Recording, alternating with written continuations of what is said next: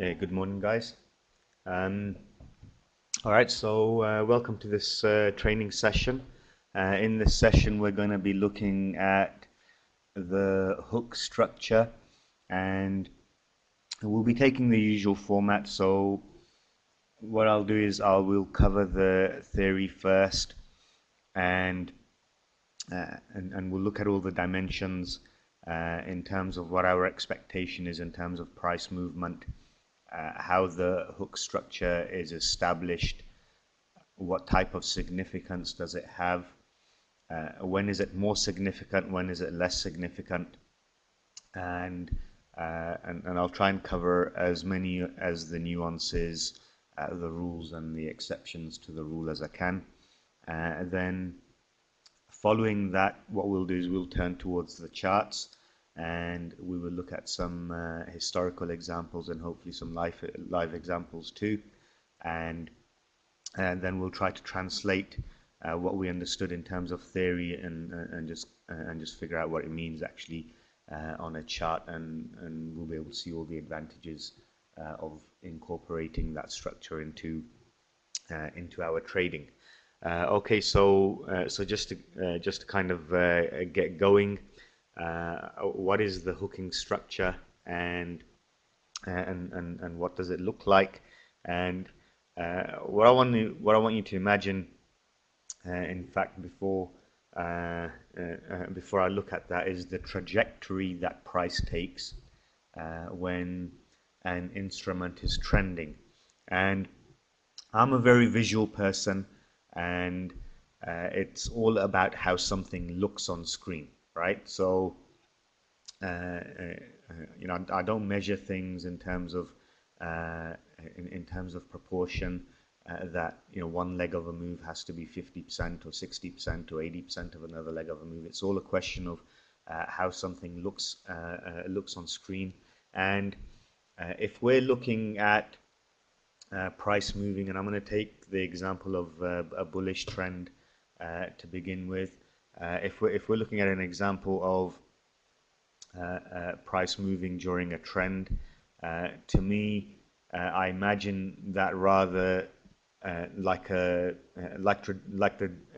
trajectory of a tennis ball, right? So we're going to test out all of my art skills here, right? So that's the tennis ball, and that's my hand.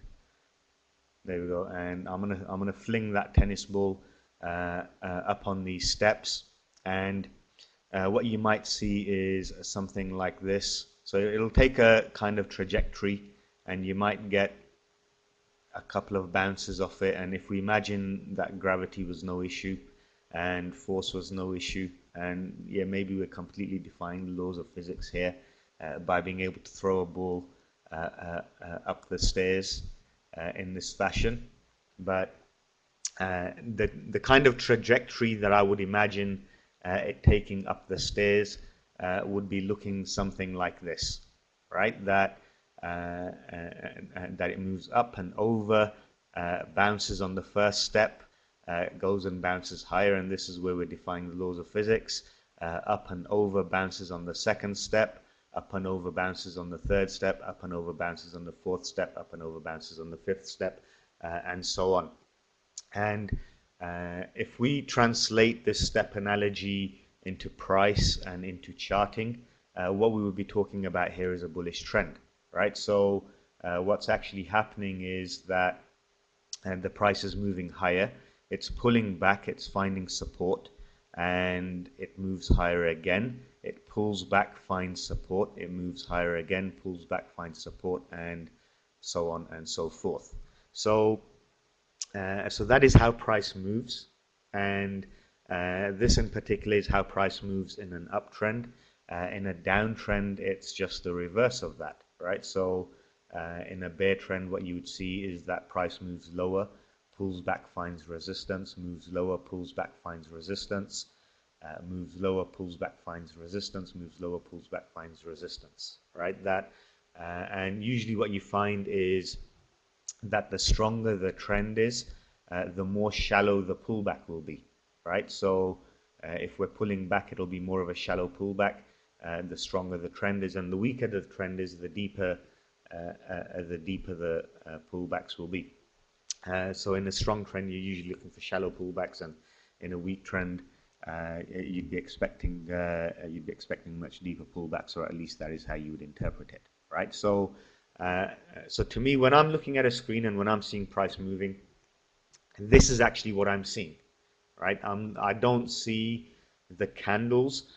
What I see are the structure of the candles, or the formation that candle takes place, and what I'm looking for is that hooking structure to tell me that the price is moving higher, or similarly, I'm looking for the hooking structure to tell me that the price is moving lower, right? And I'm so impressed with that piece of artwork. I'm just going to take a moment and post it to you.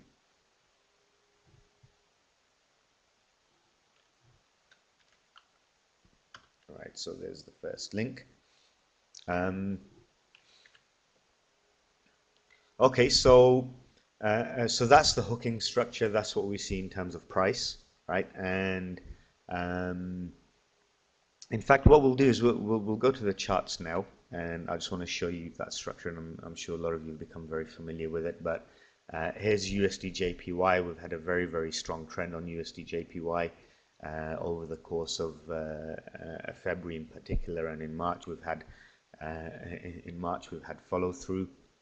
But you can understand the reason why I like to look at a chart which is zoomed out, but you can see that the price broke, hooked, and as it broke higher, it carried on hooking, and you can see that hooking structure all the way. And every time it hooked, the price broke higher. It hooked to the downside. It's hooked higher, and it just continued to do that. So we see that price structure on the charts, right? And we'll see that when a chart is trending towards the north, and we'll see it equally when price is trending toward the south, right? So if you zoom out on a chart, and it doesn't matter which time frame you're looking at, whether you're looking at an M1, whether you're looking at the M5, M15, hourly, you'll always see this structure, right? That when the price is moving higher, it's establishing support, and when the price is moving lower, it's establishing resistance, right? So, okay, how is it that we can incorporate this into our trading, and what is it that we're looking for? The first thing which I want to mention is that as far as our trading is concerned, where are we looking for the hook, right? So if the price has been moving with that kind of structure, and the price is now up here somewhere, all right, and where should I be looking, right? So I've got a hooking structure here. I have another hooking structure here, another hooking structure here, and another hooking structure here. Where should I be looking for my trading opportunity, right? The answer is that I should always look at the most immediate area, right? So I should always look for the nearest area where I've had that hook structure in terms of the price. So if the price is up here right now, then the nearest area is here. Why am I looking at the nearest area? I'm looking at the nearest area because that is the one which is going to give me the immediate trading opportunity. Not only that, but that is the area which is defining the trend right now. Okay, so if the price is hanging very comfortably here, and I can see that the price has been moving north, then the question which I want to be asking myself is, well, you know, the price is moving north. It means it's been establishing support. That is what I can see visually on the screen, right? And okay, I'm able to see that visually on the screen. So where is the last support area, right? Where's the last area from which where support was established, because if this trend is going to continue, then the price needs to remain above that support area, right? So if I'm looking at the hooking structure, I can see where the actual support was. I can see where the support was established when the price came and hooked and moved higher. So okay, support was established at this point, right? And so then from a technical perspective, as long as price is trading above that price level, from a technical perspective, I have good reason for maintaining a long perspective. And after that, it just becomes a question of being able to define risk, getting a reasonable enough pullback and saying, well, if I get a reasonable enough pullback, then I'm going to be prepared to take a trade off of that level or near that level, and try and make some pips out of that and earn a little bit of coin, right? So I'm always looking at the nearest level to the price, and that is the level that I give the greatest amount of significance to, right? So once this structure has formed, any pullback to the most recent hooking area, to the most recent it's the most recent hook, so that's going to be the most recent SR area. Any pullback to that area, then I become interested in a trade, and I'm looking to trade in the direction of the momentum and in the direction of the trend. And as long as that area holds, in this given example, I can maintain a technical long bias. And once that area is breached, then I may have cause to start looking in the other direction, right? And say, okay, maybe there's a change which is taking place in the structure here. We've got a change taking place in the wave structure, and maybe I ought to be looking in the other direction, right? So the price area that I'm most interested in is the most recent area where I've seen that hook take place, and that is the area that I'm wanting to trade. So what I will do is I will box off that area, and once the price is pulling back towards that area, then I'm looking to take a trade, right? Now, what I want to do is that I want to look at because there's two places where we can take that trade, and I want to look at the dynamics of that area, right? So if we take our hooking structure, the price broke higher, pulled back, and broke higher again. How do I chart this? Usually what I do is I box off that area, and inside of that hook we have two zones. The first zone that we have is here, and the second zone that we have is here, right? So the first zone that we're looking at is that price moved up, it hit resistance, and it fell back, and it found support, and then we got that continuation trade. That's what's happened here inside of that hooking structure. So in the first instance, we have resistance, and when the price is pulling back towards that resistance area, we're looking for resistance to turn to support, and we'd be looking for a continuation trade from that resistance, looking for that resistance to turn support. And so we have we expect support at this level, right? It's so I'd say it's expected support.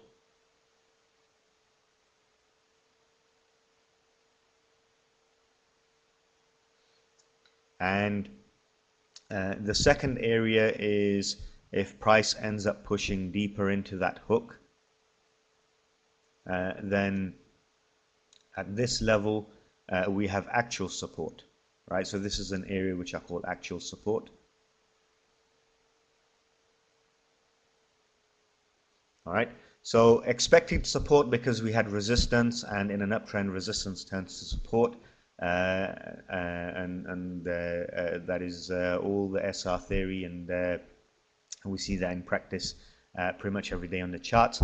But we have to understand that price has the capacity to pull back to the actual support level, because the last time when that hook structure formed, that is the price at which we actually found support, right? So the first instance where we would look to take a trade would be at the expected level, and a second trade would be at the actual level, and then we would look for a continuation trade off of that. And when we would be wrong if the price broke below the actual support, and so that is the price area which is going to define your risk.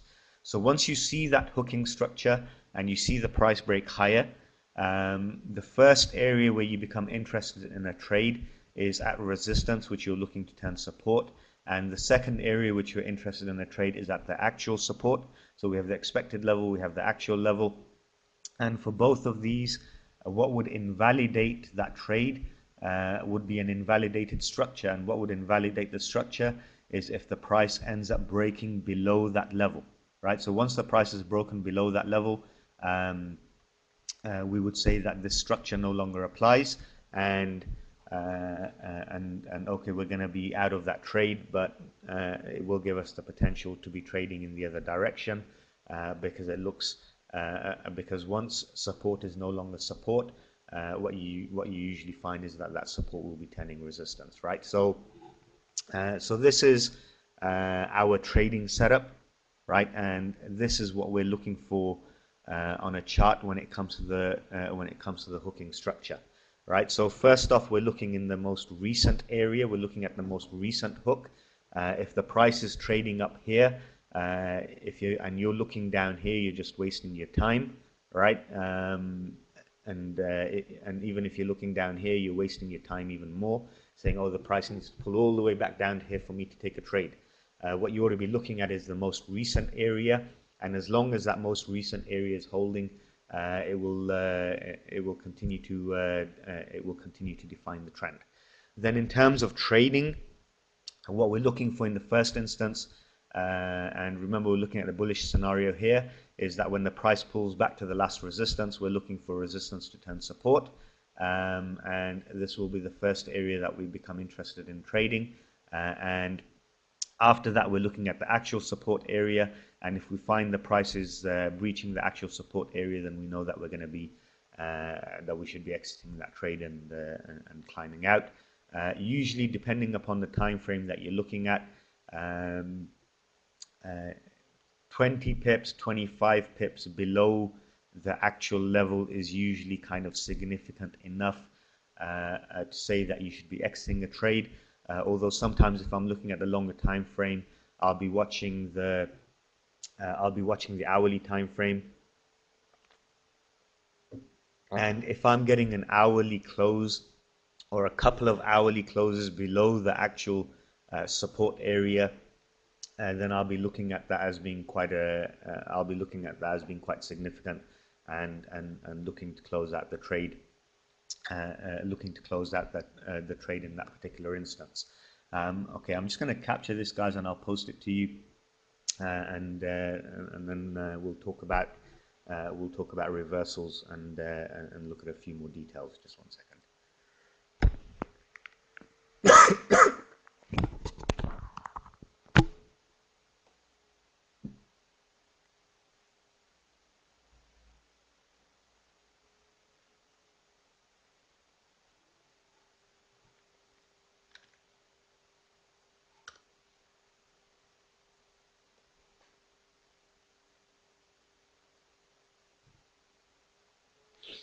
Okay.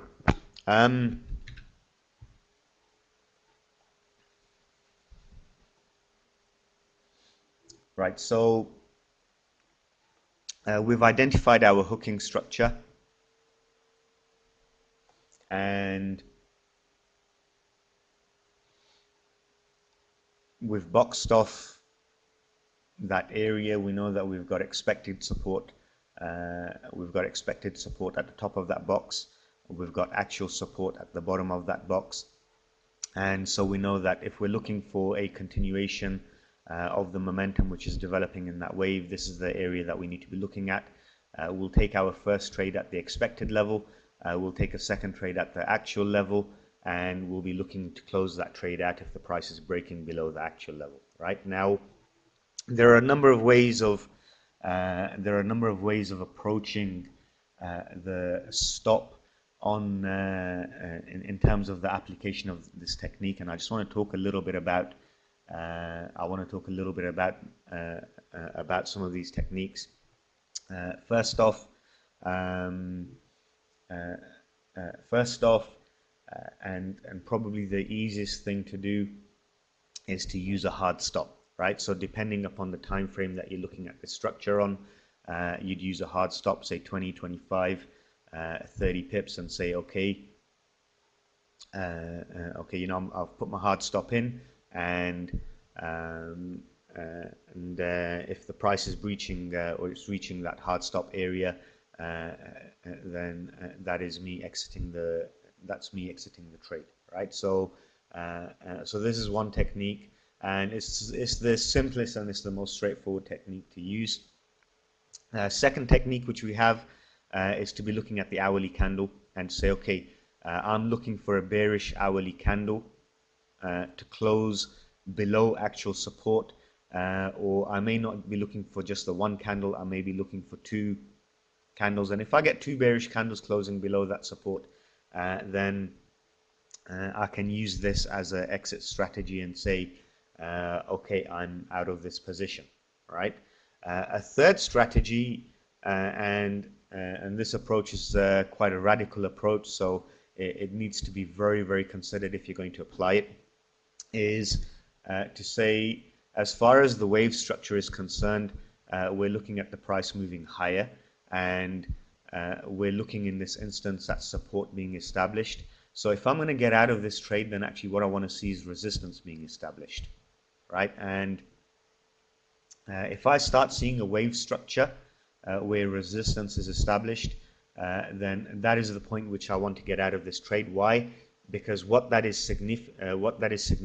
signifying is that we're no longer in an uptrend, right? So, okay, maybe I've bought a little bit early and the price is correcting deeper than I expected it to correct. But I'm only going to be wrong if the wave structure starts changing and the wave structure starts heading in the other direction. All right, so and this third option is an option. I know people who use this technique. I'm not a great fan of it myself. I prefer the idea of defining a fixed stop or using the hourly candle technique. But it is a valid it's a very valid approach towards a stop technique, right? It's a valid approach. I'd say it's at quite an advanced level, and you've got to have quite a lot of guts to apply it in that way. But I know people who use this approach, and it works very, very well for them. So what they're looking for is to say, look, the trend has to change, right? And if I'm measuring this hook on an hourly, then I want to see structure changing on an hourly for me to start looking in the other direction and say, no, actually, I've got a down wave now, right? And unless I see that, I'm not going to be exiting the trade, right? So you have to be cautious how you trade it, but it is a valid approach and it is an advanced technique that can be used in order to exit that trade, right? So now we've covered the hook, we've looked at where we're looking for that hooking structure, and as well we've covered our entry technique, and we've looked at some of the techniques which are going to be used in order to be as a stop technique. So if the trade isn't quite working out, how would be exiting that trade, right? Okay, so let me just capture this, and then we're going to start looking at reversals.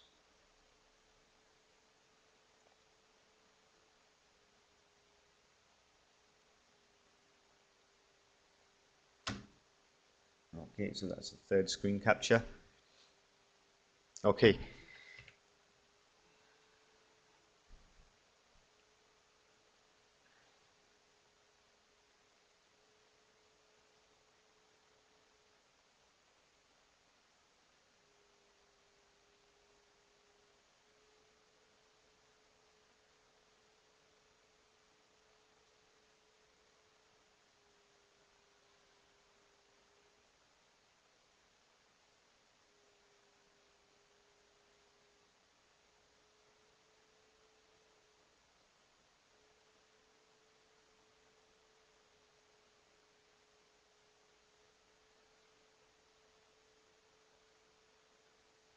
All right, folks, just give me a second.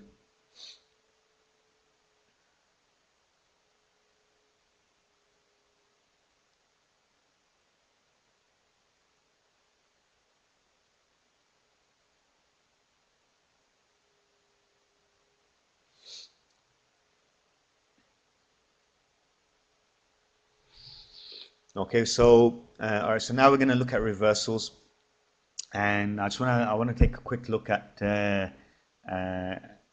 what a reversal looks like on screen, and just understand that in terms of support and resistance dynamics. And so first off, if we take our trajectory in terms of the price movement, price moves higher, finds resistance, pulls back, finds support, breaks through resistance, goes higher, finds resistance, pulls back, finds support, and it continues moving in that fashion. And pulls back, finds support, and breaks up, maybe doesn't go and make a new high, may match the last high, pulls back, finds support, pulls back, finds support, and bounces and breaks through the support. Right. So if we're looking at this from an SR perspective, what we've seen is that we had resistance, and resistance turns support. We had resistance turns to support, and we have resistance here, and the price broke higher, resistance turned to support, and then the price broke down, right? And it broke through support. So now what will happen is when the price pulls back, this level here is a resistance level again. Okay, and the price should break down. And when we see this structure taking place, this is a structure which I often refer to as a SR flip, right? So it's SR flip. So what we're seeing is support, resistance, flip zone. It was resistance, the price broke high. It was support, support, support. Price breaks back under. When it's coming back up toward that level, you'd have every expectation that it's going to be resistance again, right? So the way that a SR level works is that if the price is approaching it from underneath, it's resistance. If the price is approaching it from on top, then it's going to be support. So as we approach it from under, that level is going to be resistance, and we would expect the price to break down from there. And then as long as that level holds and the price does not break above it, we would consider that actually the price is going to start breaking down now, right? And we will start getting wave direction heading the other way, right? So usually the first sign that we have that a wave reversal is about to take place is the breach of the most recent hook, right? So here's our price structure. We box that off.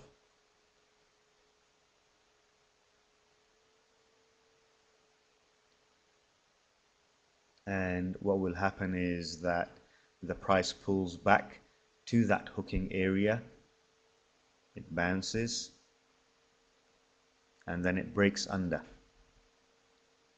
Right, so once we've seen the price break under the most recent SR area, right, okay, I don't know why I'm doing arrows both ways there, but once we've seen it break under the most recent support resistance area, then this is the first indication that we have that we could be coming to the end of that bull trend, and we're going to either end a corrective wave down, or we're going to start a new trend heading down, right? And so usually once I see a break, I become interested in a trade, but interested in a stop and reverse trade. So if I was looking long from these levels, now I'm looking for short from exactly the same level.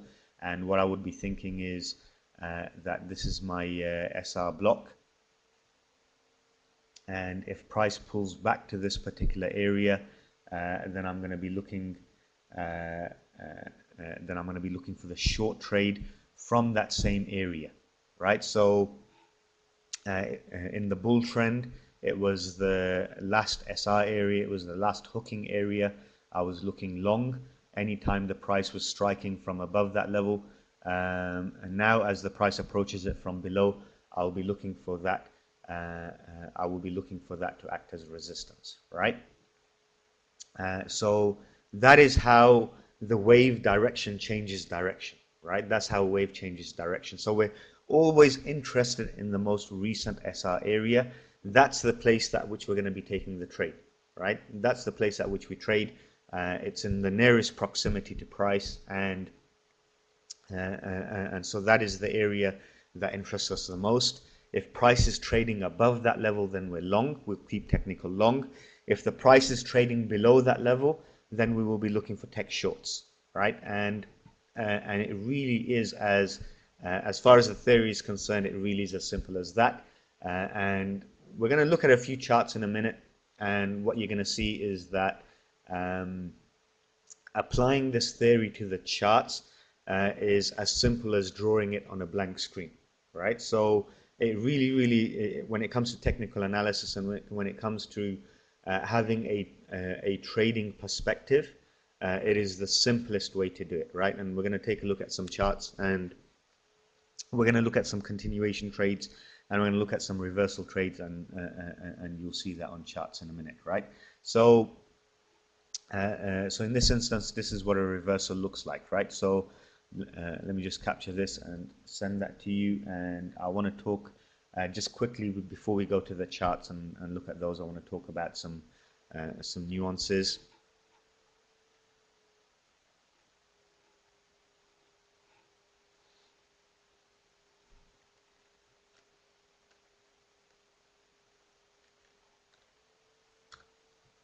Okay, so there's that screen capture.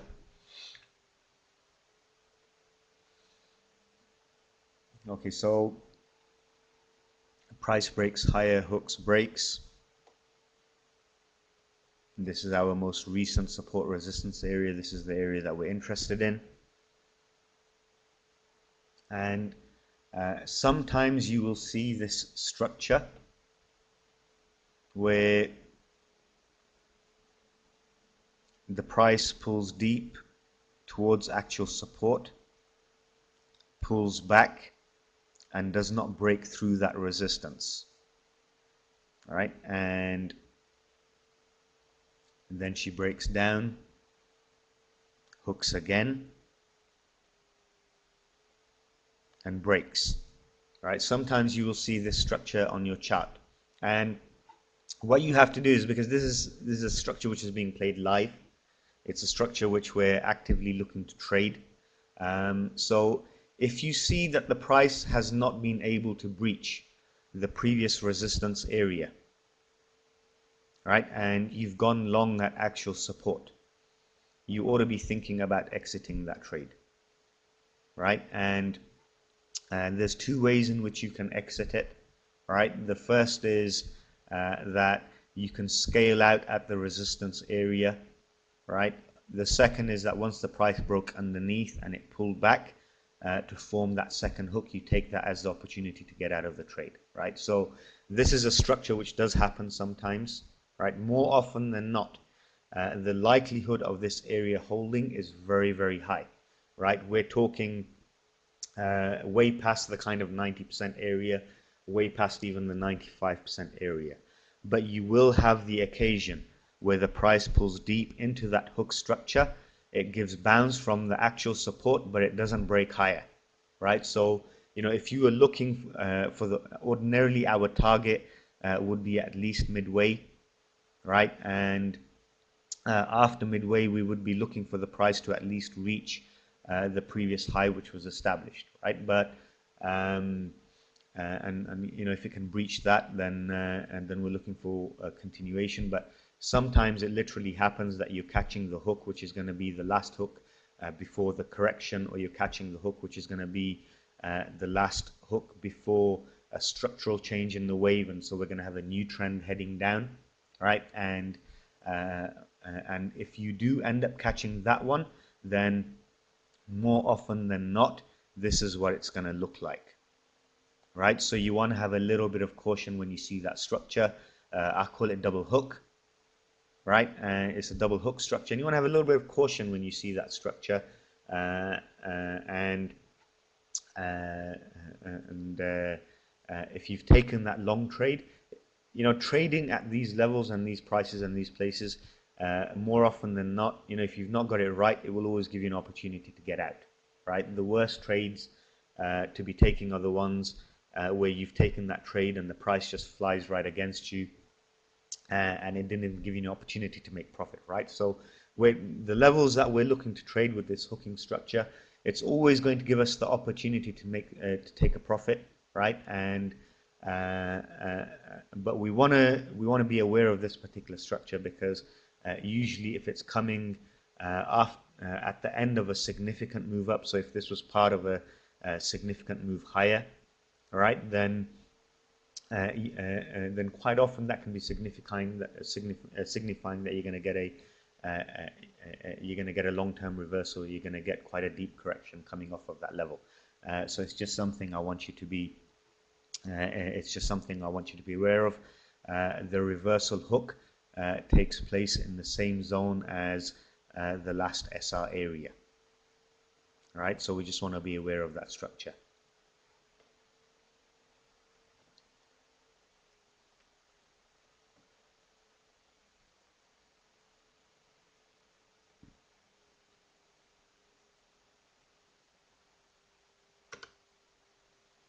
Okay, sorry, we've just got a question here. Would you short at the second X?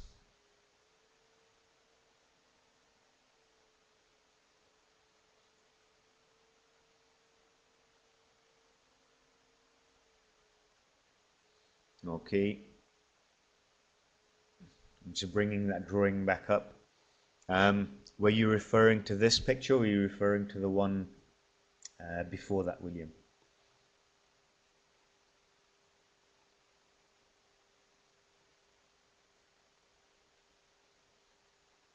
This one. So would I short at the second X? Yes. Taking that short play is a possibility, right? Taking that short play is a possibility. I understand exactly what you mean now. So what I'm going to do is let me explain to you the short trade, because you have varying probabilities in those trades, right? And so there's our hook, there's the break higher, and so we box off the zone, and the price, whoa, okay, not getting these colors right, just try and keep it color coordinated, and the price pulls back, hooks, right? Now this is the SR flip zone, right? So so theory has it, if the price is approaching it from above, we're looking for it to provide support, and if the price is approaching it from underneath, we're looking for it to provide resistance.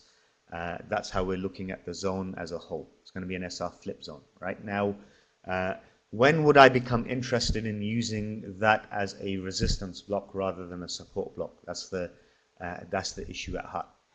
Now, one of the things which I've noticed is that sometimes you can have the price break down, and it can break 10-15 pips below there, right? And then casually it'll break back up and head through that block, and you will get continuation of your trade north, right? And so ordinarily, if the price is broken a little below that level, I don't straight away start thinking, you know what, the price is below that level and now I ought to be looking short. Rather, what I want to see is actually is a significant breakdown below that level, right? So I want to see quite a strong break, and a strong break defined in terms of pips can vary upon the time frame that we're looking at, but ordinarily I want to see a move 35 to 40 pips, because on most charts, on most pairs, a 35 to 40 pip move is significant, right? And it is something which is considered to be quite out of the ordinary, right? So I'm looking for a 35 to 40 pip move, and if I get that move, I will consider that an indication that the sellers are trying to take charge, and I'll consider that to be a breakdown. And then when it pulls back, I'll say, okay, let me take my chances. And again, I would have two opportunities for trade. First off, the first opportunity would be here, where I'd be looking for, I'd expect that to be resistance at the bottom of the block, and we have actual proven resistance at the top of the block, and then a continued move down. And I'd say, okay, as long as this price area is holding, then I will look for a move south, right? But I would want to see that price break, and I would want that to be I want to see some good proportion and some good momentum in that break as a confirmation. So if the price is slipping just below that hook area, then I'm not interested straight away in taking that short trade, right? Sometimes what you see in terms of the candle structure is that you get a momentum break, and you get a little bit of consolidation as it breaks, and then it breaks higher, and the price pulls back, and then it breaks higher, right? And you can see that consolidation in the momentum wave before the price hooked, and usually that consolidation actually is just below the actual support which has been established, right? And when the price pulls back, it will pull back, and it doesn't have to, but it can go as deep as that consolidation area, right? So it doesn't have to, but it can go as deep as that consolidation area, which sometimes is below the actual support, and you will find that support gets established there, and then the price moves higher. So usually when I'm looking at that hook structure, if I have some little consolidation which is below the actual support, usually I mark that off and I box that off as part of the hook area. So if I'm boxing that off, I would box off like this, right? And often you'll see that on my screen, and you're probably wondering, why is the box bigger? It's bigger because there's that consolidation area there on the left hand side, and price does have a habit that it won't always move like this. So, sometimes it will move like this, right? And you get that push just below the actual support before it moves higher, right? And that's a structure that you have to be aware of. Usually there's a little consolidation there, and it does indicate that is the area which is going to give support, right? So it's a little, it's like a little nuance which you have on screen. If you zoom out, it's visible, you can see it, right? And it's worth marking. It's worth marking and boxing off that area, right? So okay, let's turn towards some charts. All right, so let me just check this comment first. Yep, you should always wait for the pullback. Okay, right. So let's look at some charts. Right. So we've already looked at USD JPY. We've kind of established that we're in an uptrend here, and throughout this uptrend we've seen support being established. Looking here at the H1 time frame, and if we zoom out, we can see very clearly that the price broke higher, pulled back, made that hook, and broke higher. And so what we would do is that we would mark off this area, we would box it off, and if we look, the price broke higher, and then if we look, where did it pull back to? The first trading opportunity came in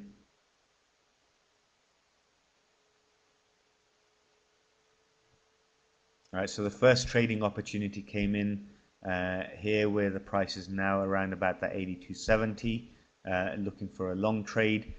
This was the previous resistance, and we were looking for resistance to turn support at that level. And then on Friday, the price broke down to the bottom of that structure, to the actual actual support area, and it bounced from there to the tune of the best part of 100 odd pips, maybe just over 100 pips or something, right? So so just looking at that wave structure, a nice clean wave structure, we can see the hook, and the hook is or that zone is our SR zone, right? And as long as the price is entering it from above, we'd be looking for the price to break north from there. And if the price went beneath that, and if we saw a break, then when the price pulled back to that area, we'd be looking for that to act as resistance, right? So 82 to 83 is our SR flip zone on USD JPY, but very clean structure, and we can see exactly what happened when the price pulled back to that area. Okay, you want a copy of this image, no problem. Okay. If you want to save these images to your desktop, that's probably the best thing to do. I'm uploading them here to JetScreen, and I think JetScreen only stores them for about 6 months, right? So probably the best thing to do is once you've got the image, just right click it and you can save to your hard drive. Okay, so that's USD JPY. Okay, Euro USD. I want to use Euro USD to show you to show you what price looks like as it's going up and as it's going down. So what we're looking at here is just price moving and how price moves, right? So in the first instance, we had the price break down. We can see a little hook back in this area. Price broke down. We see a little hook back, and she broke down further. All right, now what I'm going to do is I'm going to box off this hooking area.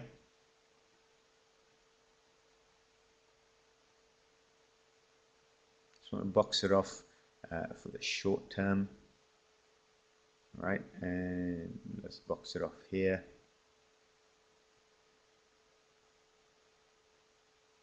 Okay, and I'm just going to get rid of, so you can see the hooking area, you can see why I've boxed that off, but I just need to remove this because it's actually in our way.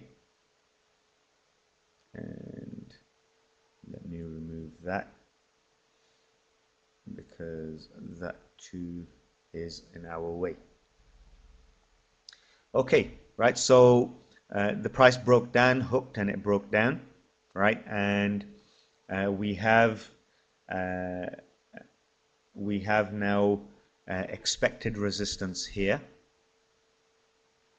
and we have actual resistance here, right? So in the first instance, once the price had broken down, once the price is pulling back to the expected area, we would be looking for that to hold as resistance, which it did in the first instance. It held as resistance in the second instance too, right?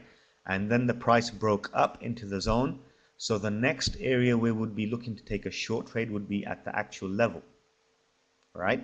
Now, here I want to point out the nuance to you, right? Look at the left-hand side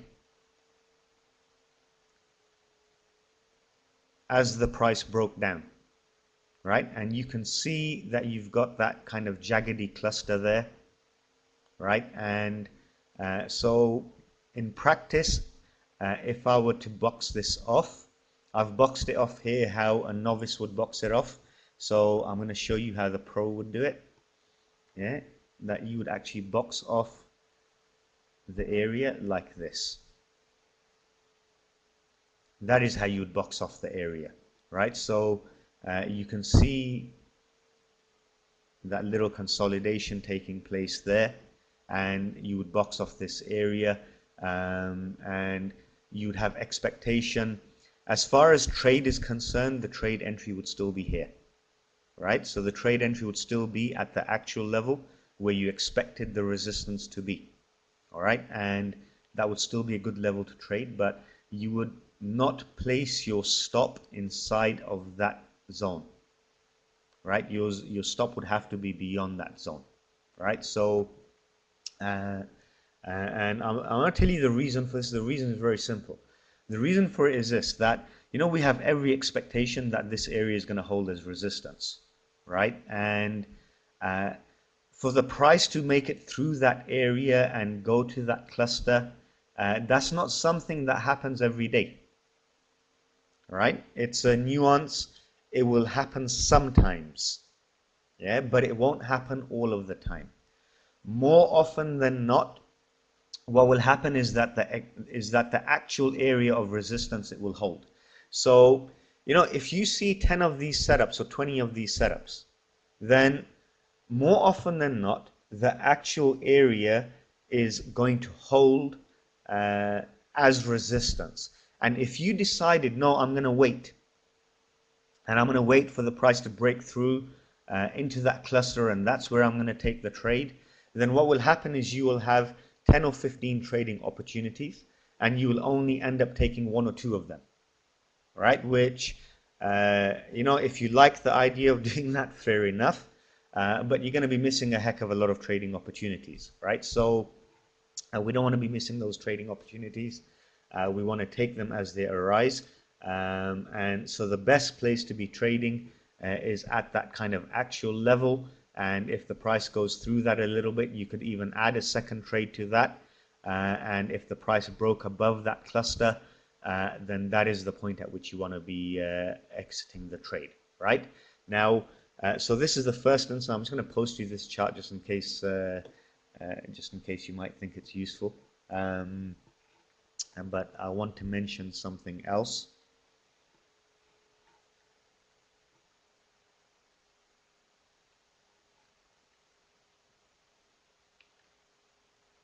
Right, and we're looking at this structure in quite a lot of detail now. In fact, we're covering it probably in more detail than we've ever done before, right? So I know we've covered this subject before, but we're looking at it in a heck of a lot of detail now.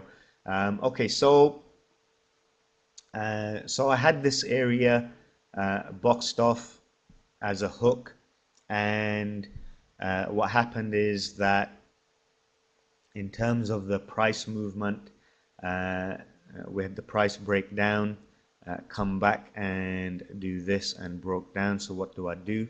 What I do is that I remove this box now, and I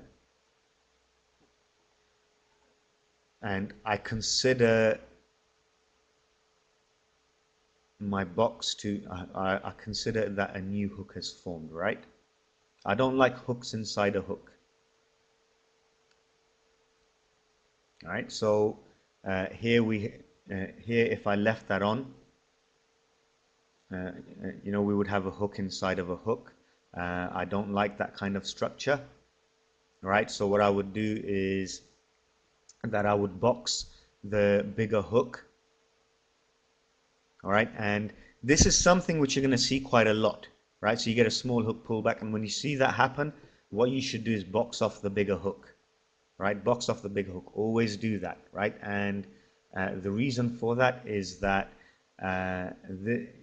what happened is that you had a new resistance which is established here, and more often than not, you will see that that resistance is going to be quite significant, right? So you can see as the price pulled back to that area, there were good shorting opportunities until the price broke through, right? And so you want to be boxing off that area, and we'll see that on other charts as well, right? But once you've boxed off that area and you've seen that the price is breaking below, when it pulls back, you have opportunity for resistance trade, and once the price kind of breaks back into that area, you have to sit back and relax a little bit, and just wait for it to reach the top of that area before you start shorting again. But if you apply that technique, there's going to be a lot of opportunity for you in terms of trade.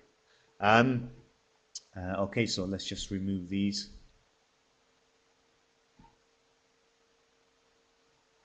All right, so now we're going to take a quick look at what a reversal looks like, right, on a chart. Actually, all right, let me just read this. On a pullback to top box resistance, you go long, but then pulls into box. Would you now look to go long on bottom box?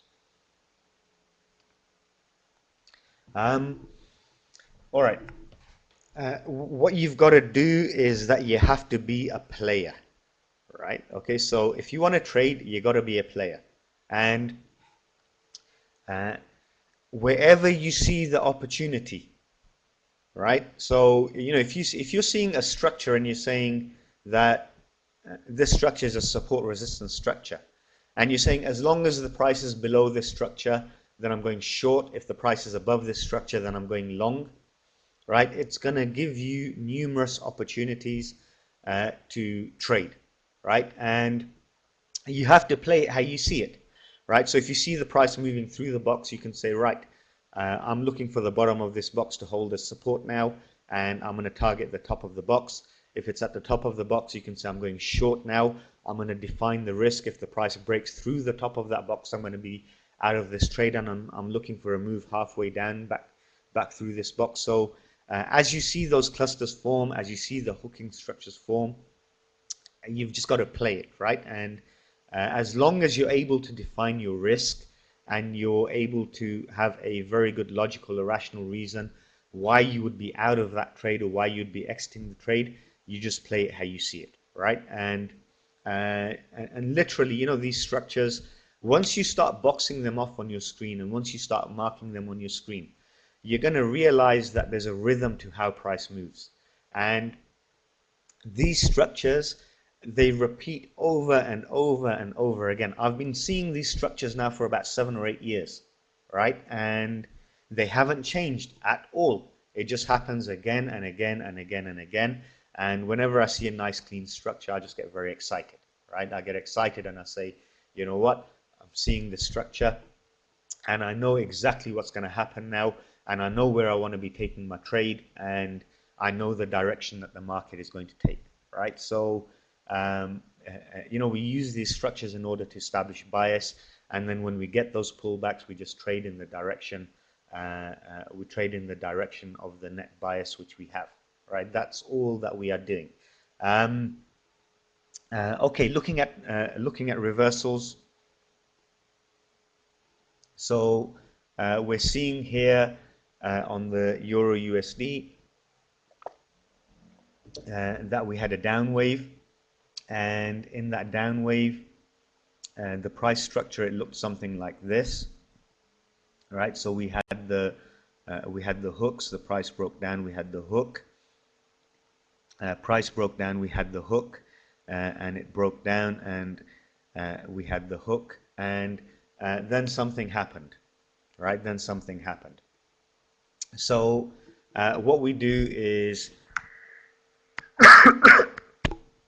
in a down wave, one of the techniques which we use, and it's in one of the earlier training videos about trading support and resistance, is that in a down wave we want to mark the last support area because we're looking for support to turn resistance, right? So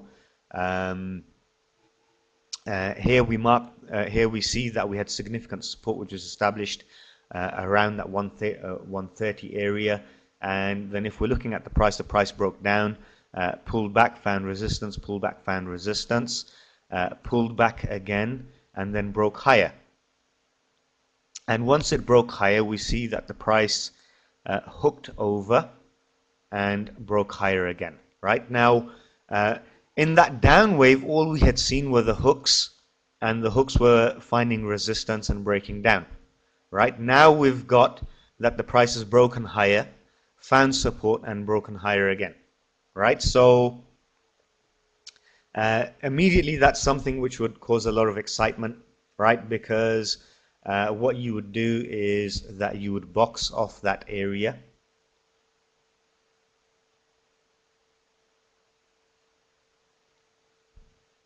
and once you've boxed off that area, that gives you your support zone. And you'd say, right, I've got a hooking structure. As long as the price is above that hooking structure, then I'm looking long, right? And I'll start looking short if the price starts breaking below there, because then this support area or this support block is going to become a resistance block, right? So that is how we know that we're getting a change in the direction of the wave, right? And So for example, if you look at the morning wrap yesterday and you look at some of the morning wraps from last week, when we talked about cable, when we talked about euro, when we talked about a lot of these instruments, and I remember particularly about euro, and actually rather particularly about cable, and we'll look at cable in a minute. We've got those structures, and those structures are telling us look long, yeah, and because support is being established, and that's the key thing. That's the key thing that we were picking up on, right? That hang on a second, we've got support being established, and as long as support is being established, and as long as price is playing above that support, then it's not a bad idea to be looking further north, right? And if we get a pullback, then that's going to give us potential to be getting into a good clean trade, right? So just boxing off the hook, just applying that one technique, it kind of opens up all the interpretation of the chart for us, right? It deciphers everything that is happening in terms of price structure on that chart, and that is all that we are looking at, right? So if we were looking at the current structure by way of example, right, we'd say again that the price broke up and it hooked and it broke higher, right? And so we would be boxing off that area, right? And the break hasn't actually completed yet, right? So we'd want to see it break a little bit and move higher, because remember, we're looking at candles, but we're looking for these kind of parabolic moves, right? And that's quite important. But as well, I want to highlight that nuance here. You can see that cluster, which is just below where the actual support is established.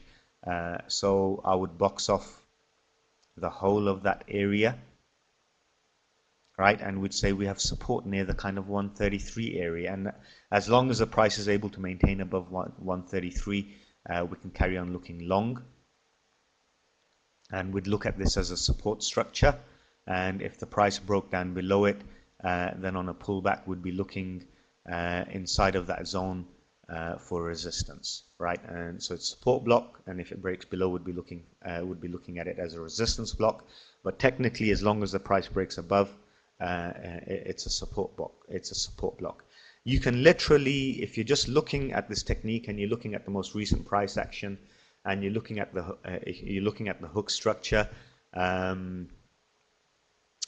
can't remember how long it took now, John, but I think, did I do 16 charts in 10 minutes?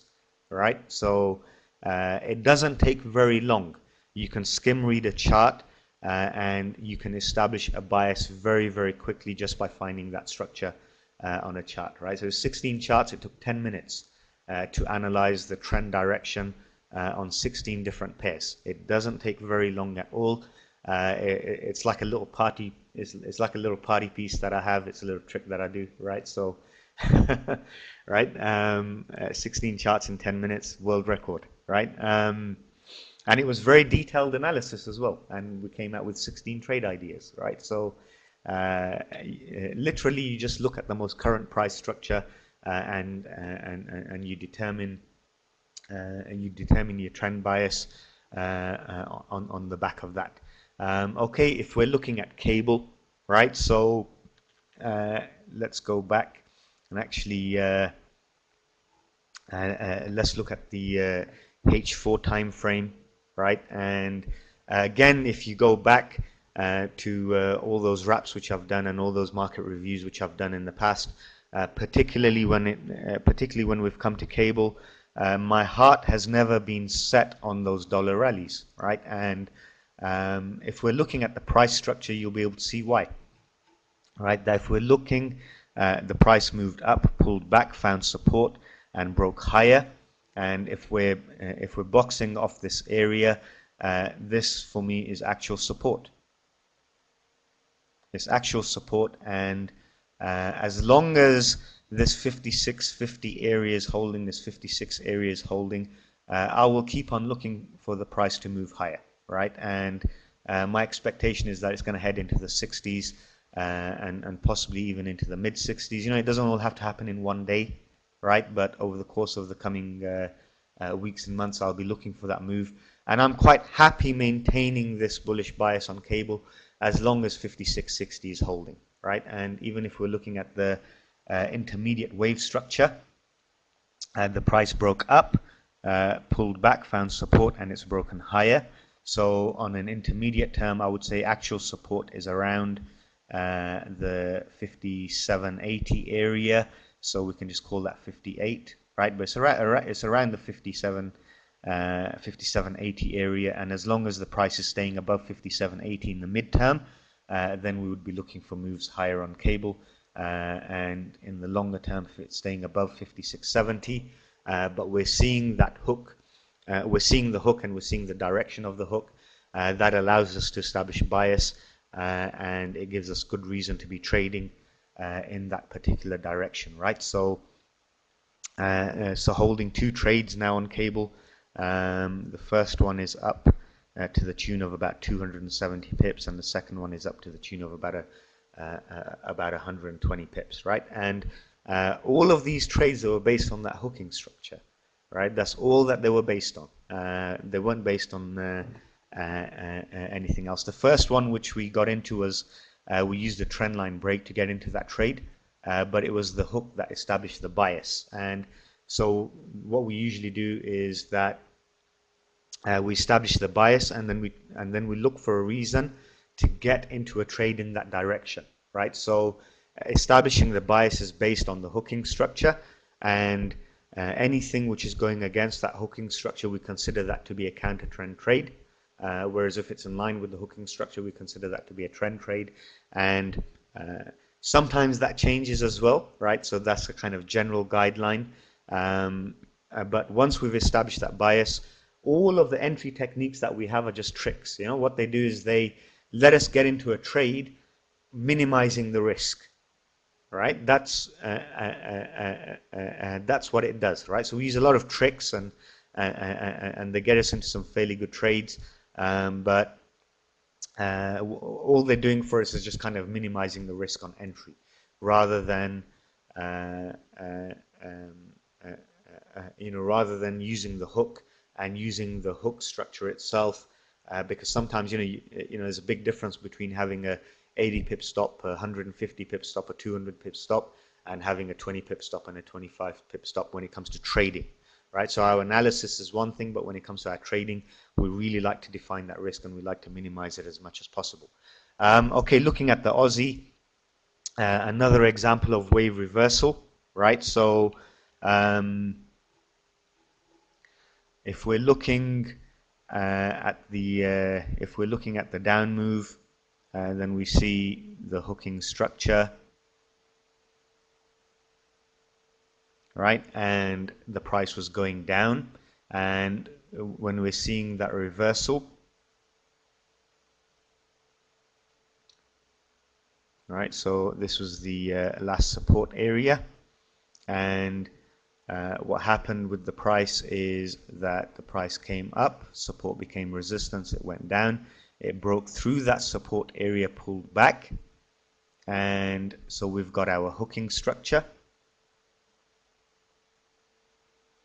and then the price breaks higher, and we're hooking again, and I would be looking for support I'm looking at support being established here around that 105 area, right? So as long as price is holding above that 105, then technically we can maintain long bias on the Aussie, right? If she's able to break down below that 105, then this wave comes back into play, right? So there's some kind of nuances here, but on the whole, we're seeing the hooking structure, we're seeing support being established at 105. So above 105, she's a long. If she breaks under 105 and there's a significant break, when she pulls back, you'd say, well, if that was support, then it should be resistance now, right? And so you can see how simple and straightforward the interpretation is, right? Once you're looking at that hooking structure, to interpret the price behavior or to build an analysis that can lead towards a trade, it becomes very, very straightforward, right? But you can see that hooking structure here on the Aussie. In fact, if we look a little bit further back, you can see another quite clean example, right? So This is a very common reversal structure that you have, right? So the price breaks up, pulls back, finds support, breaks higher, pulls back, bounces at that support, and then breaks through the support, right? Giving you every indication that that up wave has completed and it's coming to a conclusion. If we're looking here, we're seeing a very similar kind of thing, right? So so the price broke down, pulled back, found resistance. That resistance gave some pips, and then it broke through the resistance and started heading in the other direction, right? So it's a useful structure to be able to identify. It's a useful structure to be able to identify, and sometimes it gives you an early warning that the wave structure in itself is changing, and so that's something to keep an eye on. Okay, do you only look for hook on a zoomed out chart? I find it easier to identify the hook on a zoomed out chart. All right, let's put it like that. So, I mean, if you can identify a hook when you're looking at a chart like this, fair enough, right? I'm sure, you know, I'm sure it can be done, right? It's visible, but I usually like to zoom out, and then that hooking structure becomes a little bit clearer to me. I can see it much better on a zoomed out chart than on a chart that's zoomed in, right? It's much more apparent to me, and most people I speak to, they find that much easier, right, to be able to find the hooking structure.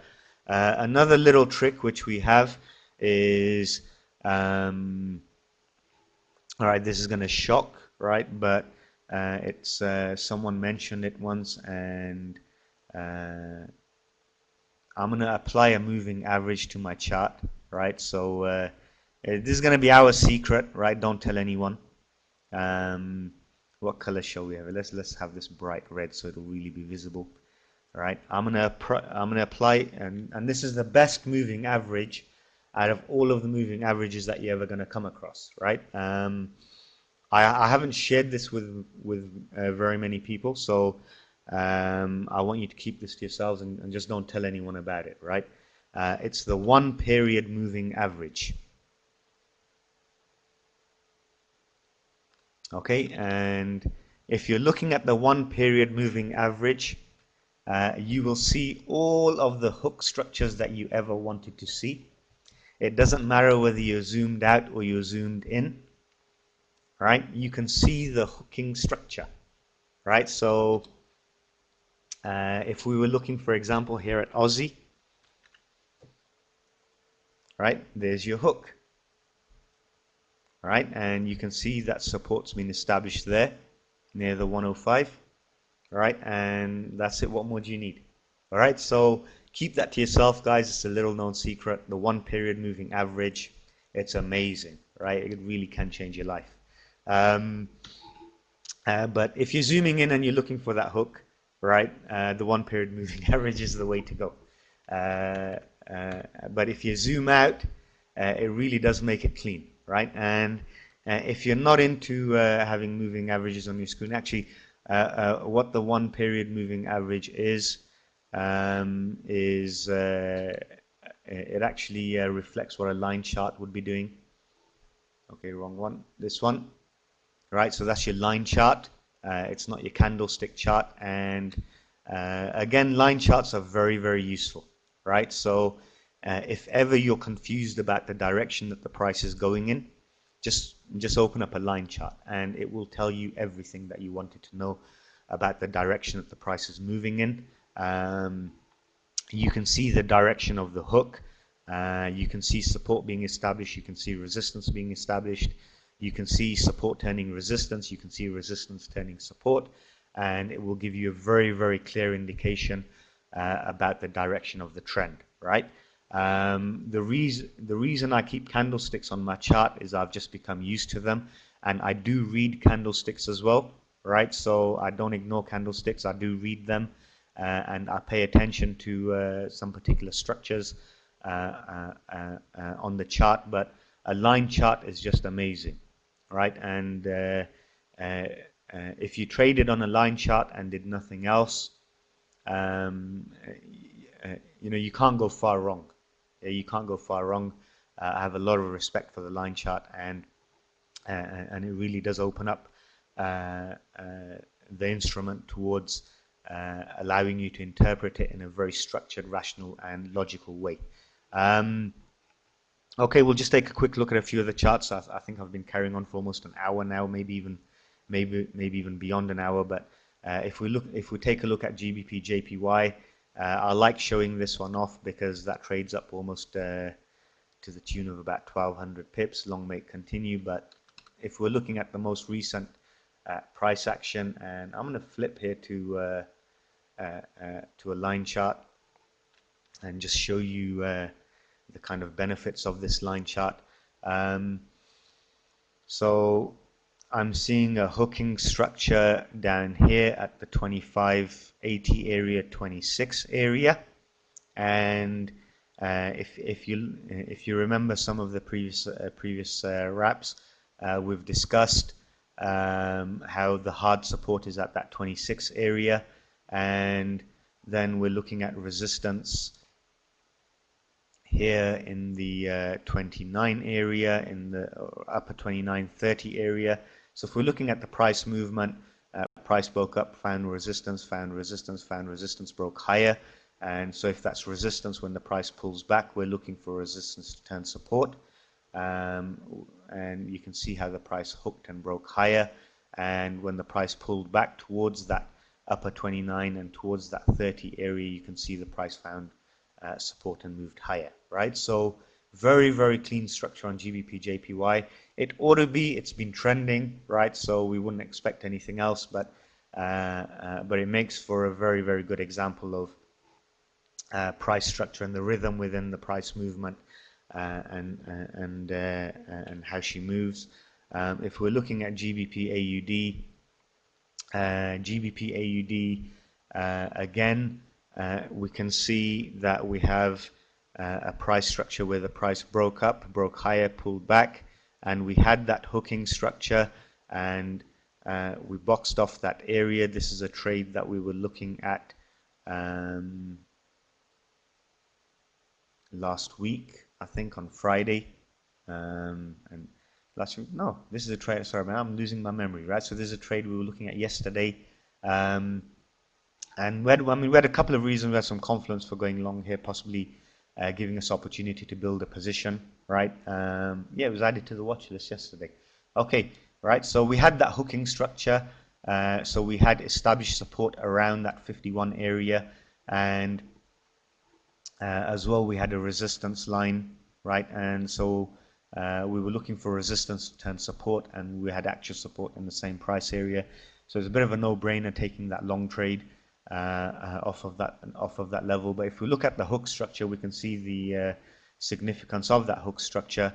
The price bounced from the expected support area, and it bounced from the actual support area too. And now I'm watching this 52 area quite carefully now. You can probably understand why, right? So we had support resistance flip at 52, and I would want to see price break through that 52, and then that would give me an idea that we are going to move higher, right? But otherwise, we've got a SR flip at 52, and so I'm very cautious around that price area. But you can see the significance of the hook area on that trade. If we're looking at Euro AUD, again, we've got some very clean structure on Euro AUD, and we can see how the price moved higher, found support around the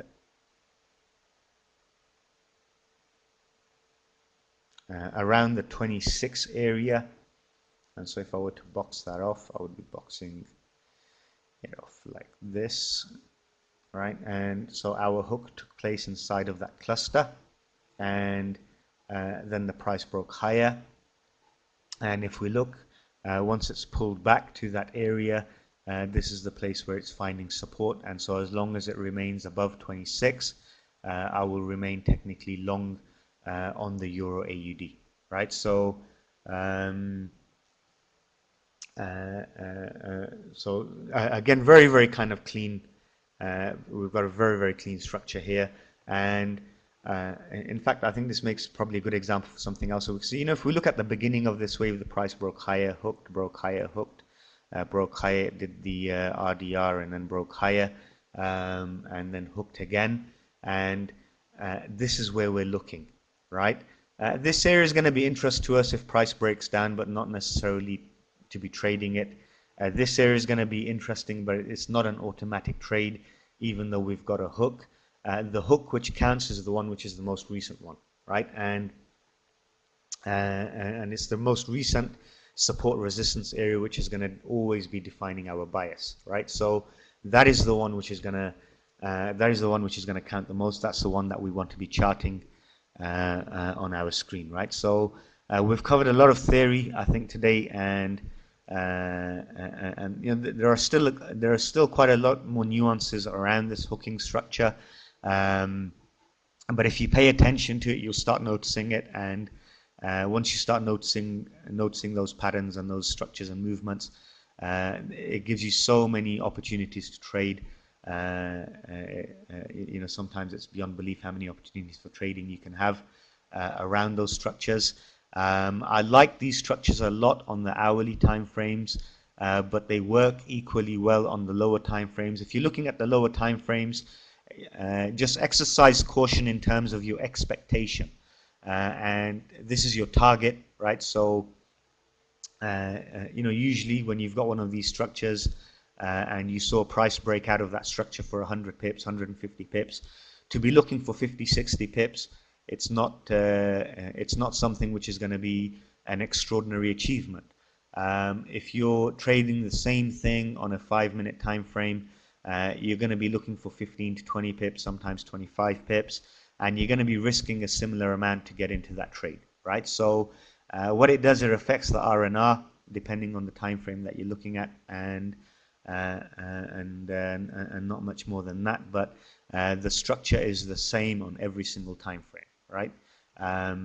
Just on the larger time frames, it's much more stress-free. Okay, Foxy, you're saying YTRDY, right? So that's French to me. I'm gonna assume it's one big typo. But if you guys have got any questions, we can take 5 minutes. We can take 5 minutes, and if you guys have got any questions, I'd be more than happy to address those questions.